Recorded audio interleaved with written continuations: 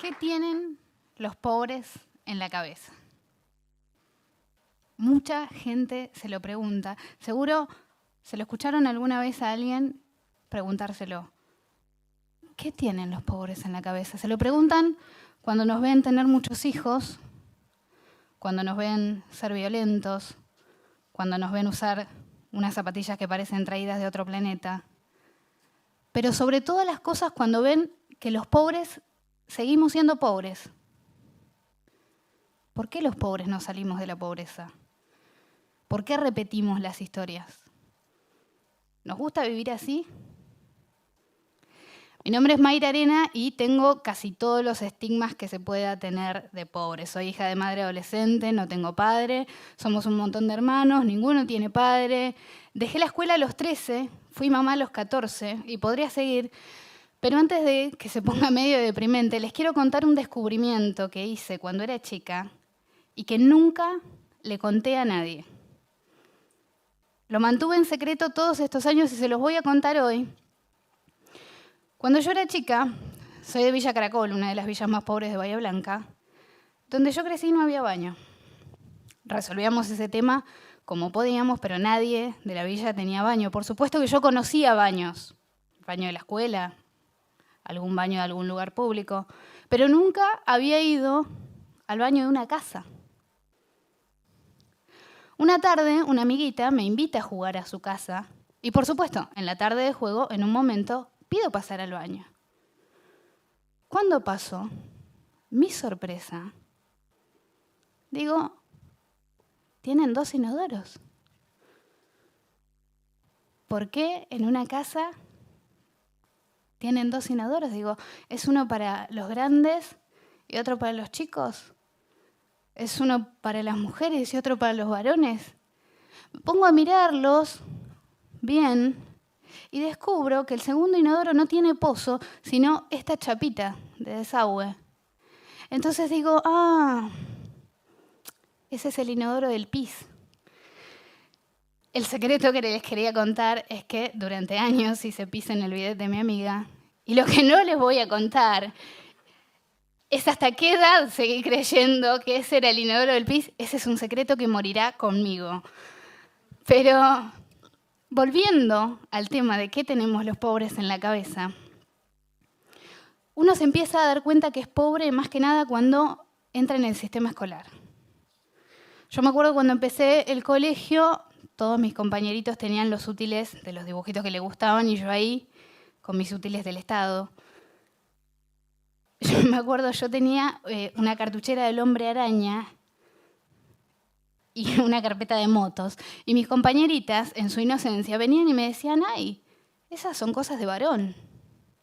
Y yo, que me moría de ganas por tener algo como las otras nenas, pero jamás lo iba a reconocer, les decía, sí, me encantan las cosas de varón. Y al rato, de la nada, o aparentemente de la nada, a esa que me decía que mis cosas eran de varón, iba y la agarraba de los pelos. La maestra no entendía nada.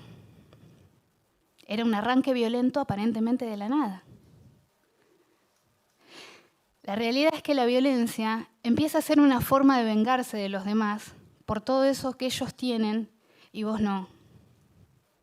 Pero además, incorporamos erróneamente la idea de que cuando somos violentos nos tienen otro respeto.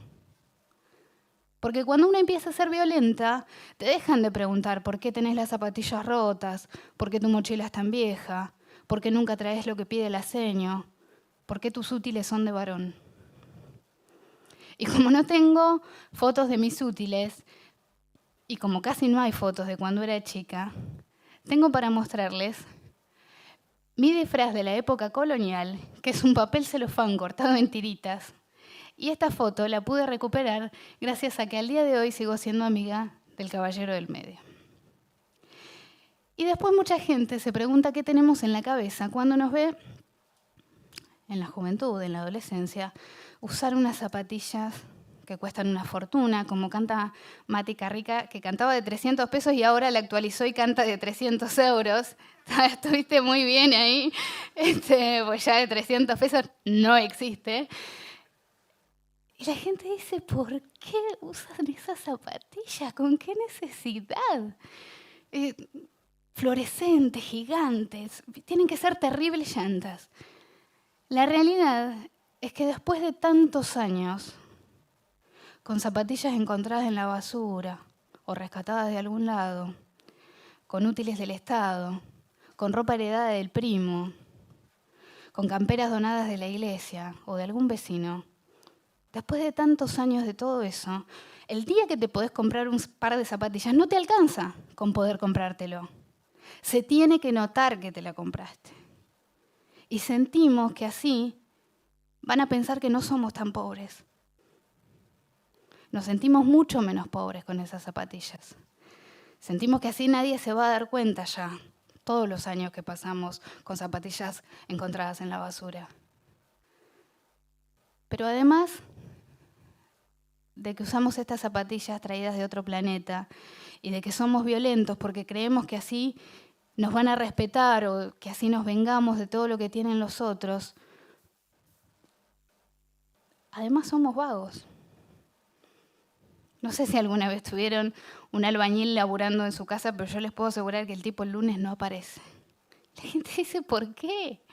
¿Por qué no trabajan? ¿No nos gusta trabajar? ¿Vivimos de planes? Como muchos dicen. Antes no había planes y éramos igual. La realidad es que esto viene marcado desde la infancia y hay una diferencia muy grande con la que yo insisto siempre, y es que no es lo mismo la pobreza estructural que la pobreza esporádica.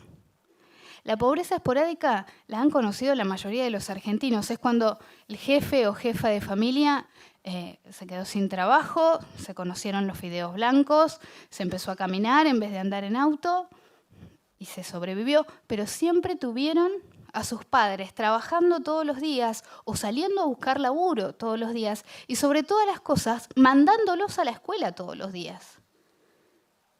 Los que crecemos en la pobreza estructural, los que crecemos en los márgenes de la sociedad, vamos a la escuela cuando podemos, cuando se puede. Jamás nadie nos enseña que hay que cumplir algo de lunes a viernes, jamás adquirimos la costumbre de madrugar todos los días. Y como ustedes saben, todo lo que uno no aprende de chico es muy difícil incorporarlo de grande.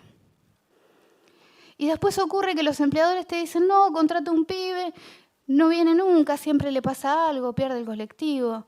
Y uno dice, ¿por qué? ¿Por qué no vamos a trabajar? La realidad es que no tenemos incorporado el ritmo laboral. Pero cuando más se pregunta a la gente qué tenemos en la cabeza los pobres, es cuando nos ven tener muchos hijos. La gente se desespera cuando ve que los pobres tenemos hijos. Y yo después de contarles esto, de que somos violentos porque creemos erróneamente que así nos van a respetar y de que usamos estas zapatillas porque creemos que así nos vamos a ver menos pobres y de que somos vagos porque no tenemos incorporado el ritmo laboral, me gustaría tener algo más anecdótico o más entretenido para explicarles por qué tenemos hijos, pero es mucho más simple. Los pobres tenemos hijos porque es lo único que podemos tener. Y tenemos muchos, porque encontramos en cada hijo una razón para levantarnos todos los días, a pesar de nuestra pobreza. Y ustedes dirán, ¿por qué esta piba que creció así y que cuenta que vivió así, hoy está parada acá contándoles esto? Y es una pregunta legítima. La realidad es que una familia que te invita a su casa a jugar, te enseña mucho más que usar el baño. Te enseña que la vida puede ser de otra manera, que te la podés ganar de otra manera y que la podés vivir de otra manera. Pero no solamente yo aprendí de ellos eso, ellos también lo aprendieron de mí y de mi familia. Y yo no sé si ustedes son el amigo que presta el baño o el amigo que se sorprende del baño del otro amigo, pero está bueno juntarse con gente con un baño diferente. Y no solo por el hecho de que te enseña que hay otras maneras de ver la vida, sino por lo más importante y lo que a mí me llevó muchísimos años a entender, porque yo estuve muchos años muy enojada por los útiles, los disfraces, las zapatillas, pero entendí que nadie elige con qué baño nacer. Yo sé que hemos avanzado mucho los argentinos como sociedad, muchísimo. Sé que antes era un crimen ser homosexual y hoy en cambio nos parece un escándalo que se ataque a alguien por su sexualidad. Antes era un pecado ser mujer y pretender hacer algo más que no fueran las tareas del hogar y hoy en cambio es un escándalo que nos quieran asignar una tarea por el hecho de ser mujeres. Y yo celebro que nos escandalicemos ante esas cosas. Pero hay algo ante lo que no nos escandalizamos. No nos escandalizamos con la pobreza. Vamos por la calle y vemos un tipo durmiendo a la intemperie y no nos escandaliza. Vamos por la calle y vemos un pibito pidiendo o vendiendo en vez de estar jugando y no nos escandaliza. Yo no vine acá a dar esta charla para pedirles que se escandalicen ahora todo el tiempo cada vez que ven un pobre, ni que corran a invitarlo a pasar a su baño. Lo que vine a decirles es esta idea que tengo de que es una injusticia que a los pobres se nos condene por no ser educados, pero nadie se pregunta jamás si recibimos educación. Y a los pobres se nos condena por no ser respetuosos, pero nadie se pregunta si alguna vez recibimos respeto. Y si me pongo un poco más sentimental y abstracta, a los pobres se nos juzga mucho por ser fríos, por no ser amorosos, pero nadie se pregunta nunca si alguna vez recibimos amor.